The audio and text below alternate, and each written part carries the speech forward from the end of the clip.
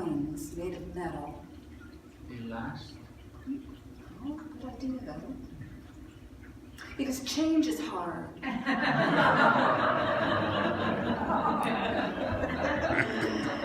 Change can be hard. So that's kind of what we're thinking about a little bit today, is reflecting on that. We're doing the symbolism of the burning bowl today, and I saw some of you already beginning to work on that.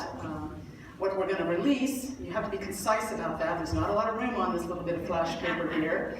And then what do we want to embrace? Experience more of, invite God to bring more of into our lives, trustingly with great expectation, because we know God doesn't withhold from us. God is always saying yes.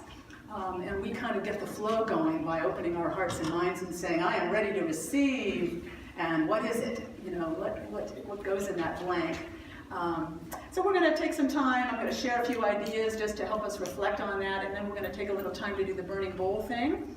And the letter. And the letter, I want to encourage you also, even if you want to spend a little time after the service, a few minutes to finish that letter up and seal it in that envelope and address it to yourself and bring it up to the basket after the service. There's no rush. You can do that after the service as well. So let the ideas roll around a little bit as we share some ideas about moving forward and what to give up and what to keep, what to hold tight to, what to draw nearer to, and what to release.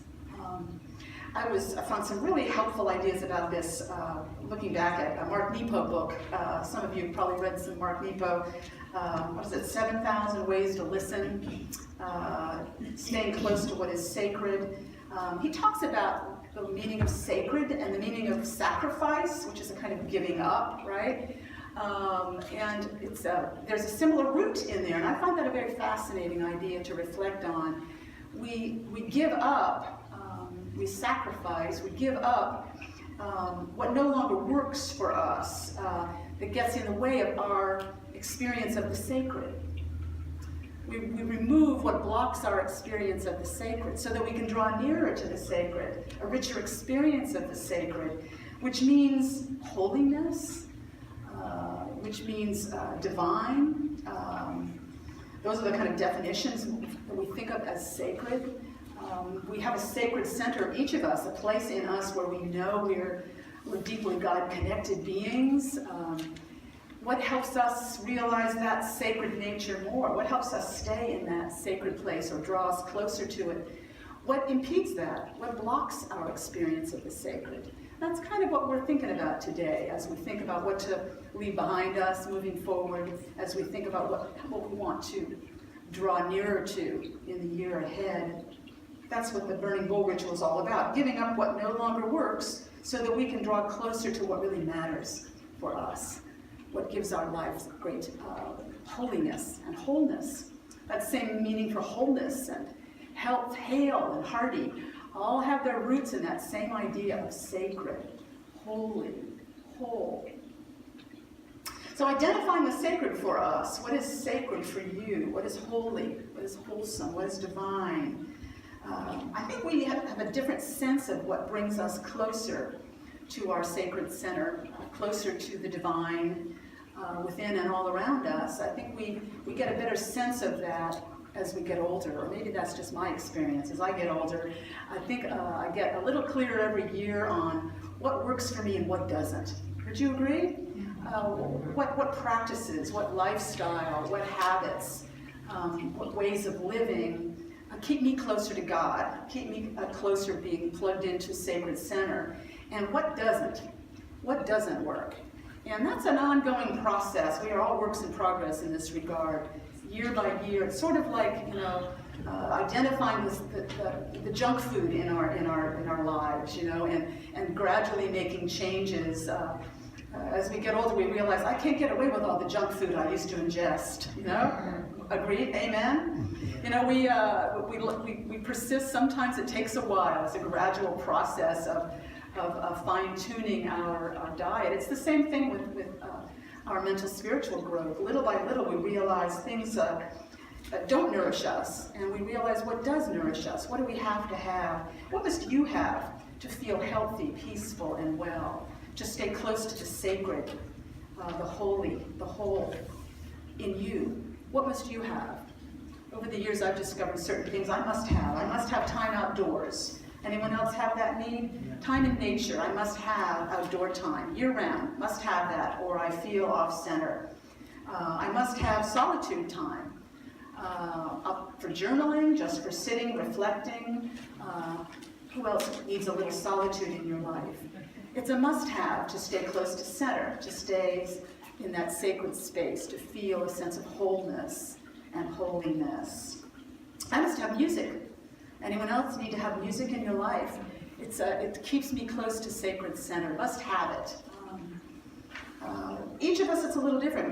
Many people must have some kind of a way to express their creativity. They must be creating. They must be painting. They must be sculpting. They must be doing whatever it is. Some people must be gardening. They must have their hands in dirt.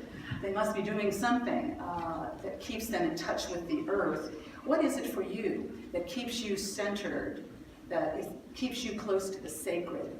It's something we want to feed moving forward, we want to draw closer to. And then the flip side of that is, what gets in the way of that? If those are the things that nurture you deeply and keep you close to God, God in you, close to holiness and wholeness, what gets in the way of that? Maybe we get too busy. Maybe we have our to-do lists are too long. Maybe our priorities get a little out of whack. Maybe, it's not so much getting things done as learning to be more in the moment. Whatever those distractions, those obstructions are, that might be something to release. So that energy is freed up, that time, that space. So we identify the sacred, and then we do some reflecting on how do we protect that sacred source, that inner sanctum. I was doing a little reading online about the Holy of Holies. It's a phrase that came to mind for me, and I was thinking about that sacred place in us where we know our God connection. In the ancient temple in Jerusalem and among the early Hebrew people, there was always that special center. And I know Rabbi Dan can tell you more about this than I, but inside the temple, very holiest of place in the middle, where only the high priest was allowed to go, the Holy of Holies, where the Ark of the Covenant was, and the law of Moses, that people were the covenant with God that we were to live by. In the Holy of Holies, the high priest only went in once a year. Very sacred place. And I think that's a very helpful thing to think about. We each have our own Holy of Holies, and it needs protecting. Emily Cady called it our secret place of the Most High. We've got that in here, that sacred center, and it needs to be protected. It needs to be honored, nourished, protected. That's an important thing to think about heading into this new year of our lives. Our place of God connection, it's inviolable. We have to keep that strong and safe. So in a way, it's like we need to make room for that Holy of Holies in us. No matter what, no matter how busy we get, no matter what other priorities are going on, we have to make space for that, make space for honoring our God connection, that place in us where we know our oneness with that. I've always liked this quote from the Dalai Lama. I might have used it before, where he was asked by a reporter, how do you do your daily meditation with such a busy schedule? And the Dalai Lama smiled and replied that on normal days, he meditates for 1 hour in the morning. And then he smiled even bigger and said that on extremely busy days, he meditated for 2 hours in the morning. Always like that. It sounds very counterintuitive, but if you reflect on it, it actually makes a good deal of sense. If you're feeling extremely busy and really aware of that, maybe you need to meditate a little more so that you can head into the day more calmly with a mind that's peaceful, and then you'll be able to do things more efficiently than you would if you headed into it the way I sometimes do. You ever hurtled into a day before you take a moment and you're just like rushing and just really not feeling in the moment, or like you're wasting your time and energy like right and left?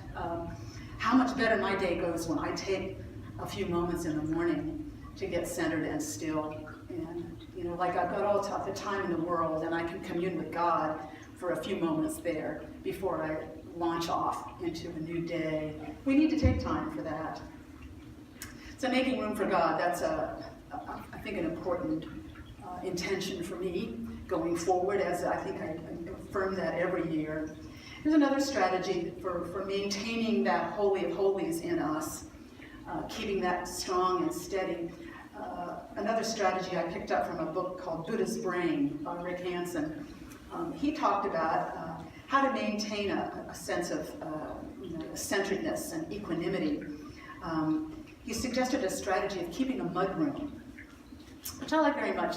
Anyone who's ever, we visit friends in Upper Michigan once in a while, and in colder climates, most houses have mud rooms. Do you know the kind of room I'm talking about? It's like you go in from the outdoors, and then there's a room that's got coats and boots and all the stuff, umbrellas, all this stuff everywhere. It's often not a very tidy room. Before you go into the house. Hansen was suggesting that's a good way of maintaining our Holy of Holies, our inner sanctum in our minds and hearts, in our consciousness. You can take note compassionately of whatever's going on, however messy, however agitated, however confusing that might be, but leave it in the mudroom of your mind so that you keep your center peaceful. Don't take it all the way in so that you're agitated about it all night long, so that you're worried about it in your heart and you can't breathe and you're upset and you're anxious. You've taken it too far into center, into your Holy of Holies that way. If we're having a time like that, it's a reminder, leave it in the mudroom and go within.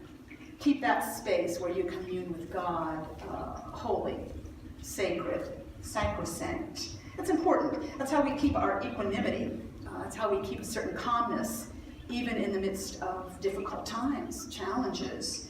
If we can remember we've got that sacred space of God connection in us, that's the place we go to in prayer, when we are affirming the good for ourselves and others. We don't want to take the mud in there. We want to leave that in the mud room. I find that a helpful idea. And we see this in teachers in our midst at all times. I remember reading a biography of Gandhi, and reflecting on what an agitated time in history that must have been in India. The Indian people moving toward a revolution, coming out from under British rule, and he became the leader in that by nonviolent protests and means. And he was surrounded by hordes of people all the time. He would try to walk every morning for a couple of miles, part of his regular routine, and hundreds and hundreds of people would follow him on his walk on all sides. And someone asked him once, doesn't he ever get any solitude? That must be so hard. Don't you ever get any solitude? He said, I take my solitude among the many. It's an interesting quote, isn't it? An interesting idea. I'm not sure I have the capacity to do that. In the midst of confusion, crowds, agitation, to be able to preserve that Holy of Holies, that sacred space inside, and feel your oneness with God and draw from that wellspring, even in the midst of turmoil. That's somebody who's mastered the mudroom, I think. Mastered the mudroom idea. They don't take it all the way in where they're God connected. They keep that inviolable. They keep that steady and strong. We see this in people all the time. These are people I tend to admire very much that I just meet in the course of daily life. People who, even in difficult circumstances, in the midst of turmoil and trouble and confusion and doubt and all kinds of things, keep sacred center. They manage it. They manage it, and they're models for the rest of us, that we can all do it too. We're God-connected beings, and we have that strong sacred center that will be with us in all times and all circumstances to guide and strengthen and protect us. Years ago, the early days of recycling, I was living in the Clintonville area, and I was thinking about this the other day. We try so hard to recycle everything we possibly can. Anyone else in that space? And it's hard. There's a lot of things we just can't do much with. And I remember in the early days of it, I lived in a little house in Clintonville. I had to take my stuff to a parking lot somewhere along Indianola where there were a lot of bins out, and they had a lot of volunteers who would sort. It was quite an undertaking. Like every Saturday, hordes of volunteers out there sifting through all these bins of stuff people had brought in, separating plastics and kinds of plastics and newspaper and cardboard. And there was a whole lot of stuff that they couldn't take, and couldn't do anything with, so it all went in a bin for the landfills. And I remember the woman who was in charge of that operation, because I brought all this stuff like everyone else, and she must have had to tell people this all day. She goes, no, we can't use that, goes to the landfill. No, just trash, has to go to the landfill, don't have anything for that yet. And what I admired, Sacred Center, because I thought, how frustrating, because I was feeling how irritating that we don't have a better system. Why aren't we doing better on recycling? Why isn't there more we can do with this? Or why aren't they changing manufacturing processes so much of, more of our things can be recycled? But she was not upset. She was like, this is where we are right now in our evolution, in our growth process. This is what we can do. We do that. We do that with joy and commitment. We can't do this yet, so we go with that. We go with that. We don't struggle with resistance and anger. We leave that in the mudroom. If she had some frustration, she probably left it in the mudroom and didn't let it ruin her day. Because otherwise, she'd have been pretty agitated all the time. With her mission to try to work with recycling and improve that, she'd have been an angry person pretty much all the time if she let herself dwell on what we couldn't do yet, what wasn't available, what wasn't working. I admire that, the ability to be unflappable, even in the midst of things that aren't working quite right, things that aren't right, things that need improvement, and yet we stay centered. We stay centered and on the side of the good and the power. So remembering a teacher when I was teaching ESL years ago at Columbus State, and the lead teacher in that area I admired very much. She was of a Quaker background, and she taught me a lot about not so much the details of teaching English as a second language, but in compassionate concern and care for our students. Many of them from countries all over the world, just gotten, very recent in this country, and they're trying to figure out how to live here. Very different environment, and it's difficult, how to get Social Security, how to find a place to live, how to have a contract on an apartment, how to drive, and they would get into trouble a lot. Things would come up. I remember a lovely Chinese young woman saying that she had trouble with her car and she just stopped in the middle of the freeway, stopped in the middle of 71, and somebody, she said, a nice American couple came over and said, you can't stop there. You can't stop there. So they helped her get her car off. She didn't know that. It was brand new, all this. And this lead teacher of mine, she said, I entrust them. On my way home in the car, every day I hand them over to God. They're in God's care and keeping, every day. Any student I was worried about, any story I heard that day about what they were dealing with, the trouble they got into, the ways they got lost, whatever it was, she handed them over to God quite intentionally every day, entrusting them into God's care and keeping, knowing God would be keeping an eye on them. She left a worry in the mudroom, and that's a great relief to be able to do that, and that enabled her to be that compassionate teacher every day, and not go home every day stressed out and lay awake worried about her students, which I did a lot of in my first years teaching ESL. I grew up with a wonderful model of that in my mother. I shared before, she founded Unity when I was a toddler down in Cincinnati, and she really embraced the idea of calling Silent Unity early on. Any challenge in life, she called that 24-hour prayer line at Unity Village. How many of you have ever called Unity, Silent Unity? See, very common thing, and it's a way, in a way, of handing things over to God, of leaving things in the mudroom, leaving your anxiety, or your worry, your upset, your grief, whatever it might be, kind of leaving it in the mudroom a little bit because you handed it over. When all through our growing up years, when my mother was worried about her kids in any way, she would be on the phone to Silent Unity, talking quietly to some prayer person on the phone about the fear, the worry, whatever it was, leaving it there so that she could sleep. Particularly when her three kids, myself included, were in their teens and early 20s, going off into the world.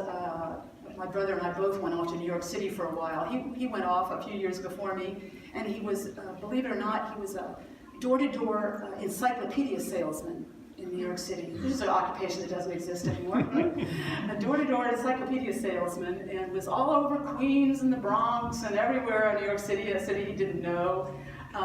You can bet my mother had some anxiety about how he was doing. She was on the phone with Silent Unity about that. And trusting him to God's care and keeping, leaving that anxiety in the mudroom of her mind so she could sleep, so she could have peace, so she could know he's God-guided and protected. She did the same for me and for my sister. We need to hand things over so that we can keep our Holy of Holies sacrosanct. Keep it sacred, keep it whole. That's our God connection. That's our connection to wholeness. To a sense of our own divinity. That's our access to divine power and that sense of God's presence with us moment by moment. We have to preserve that and protect that. And we need to take a look at what blocks us from that. And we're going to be doing that moving forward. But here's my affirmation for the new year. It has to do with handing things over to God more, experiencing God's power and presence, letting God do the work, and keeping my sacred center strong and clear. Here's my affirmation. I let God do the work as I maintain my sacred center. Let me say that again, and then we can do it together. I let God do the work as I maintain my sacred center. Together? I let God do the work as I maintain my sacred center. Let's take that into prayer for a moment. That ever-present, always powerful, always saying yes, God within us.